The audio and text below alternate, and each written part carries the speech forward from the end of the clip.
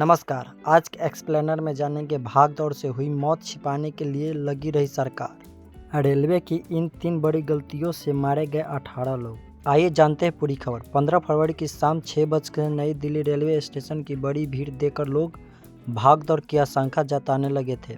फिर भी काउंटर से हर घंटे प्रयागराज के लिए 1500 टिकट बेचे जाते रहे। 9:30 बजते बजते प्लेटफॉर्म पर खींच पुकार मच गई, लेकिन नौदर्द रेलवे भाग दौड़ को अफवाह बताता रहा। रात 11:36 पर रेल मंत्री अश्विनी वैष्णव ने कहा कि सब कुछ कंट्रोल में है, जबकि 2 घंटे पहले ही अस्पताल में लाशें पहुंचने लगी थी। आइए आप जानते हैं रेलवे की किन 3 बड़ी गलतियों से बेमौत मारे गए 18 लोग और क्या सरकार इसे छिपाने में लगी रही। आज के एक्सप्लेनर में जानेंगे दिल्ली रेलवे स्टेशन पर भाग दौड़ का पूरा सच्चाई। रिपोर्टर के मुताबिक 15 फरवरी की शाम नई दिल्ली रेलवे स्टेशन पर प्रयागराज के लिए या वहां से होकर जाने वाली ट्रेनें इंस्टॉल थी। Prayagraj express, Prayagraj special train, Magadh express, स्वतंत्र सेनानी एक्सप्रेस, भुवनेश्वर राजधानी एक्सप्रेस। इनमें से 3 ट्रेन अपने तय समय से देरी से चल रही थी, इसीलिए उनके यात्री भी प्लेटफॉर्म पर इंतजार कर रहे थे। प्रत्यक्षदर्शियों के मुताबिक प्लेटफॉर्म पहले से ही भरे हुए थे।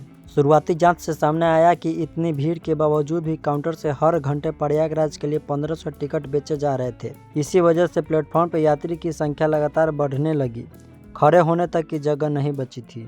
आइए जानते क्यों हुआ ब्लंडर। प्रयागराज एक्सप्रेस ट्रेन में जनरल के कुल 2 कोच थे, यानी इनमें अधिकतम 250 यात्री आ सकते थे। स्वतंत्र सेनानी एक्सप्रेस में जनरल के 4 सेकेंडरी सीटिंग अनारक्षित कोच थे, जिसमें 400 पैसेंजर आ सकते थे।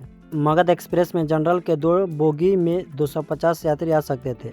भुवनेश्वर नई दिल्ली राजधानी एक्सप्रेस में जनरल डिब्बे नहीं होता है, यानी प्रयागराज के लिए शेड्यूल सभी ट्रेन में करीब 900 जनरल या आरक्षित टिकट वाले यात्री यात्रा कर सकते थे। ऐसे में सवाल उठता है कि रेलवे के अधिकारी ने प्रयागराज के लिए हर घंटे 1500 जनरल टिकट क्यों जारी की। डीसीपी रेलवे के पीए मल्होत्रा ने एएनआई को बताया कि जब प्रयागराज एक्सप्रेस प्लेटफॉर्म नंबर 14 पर खड़ी थी तो बहुत सारे यात्री ट्रेन में चढ़ने का इंतजार कर रहे थे।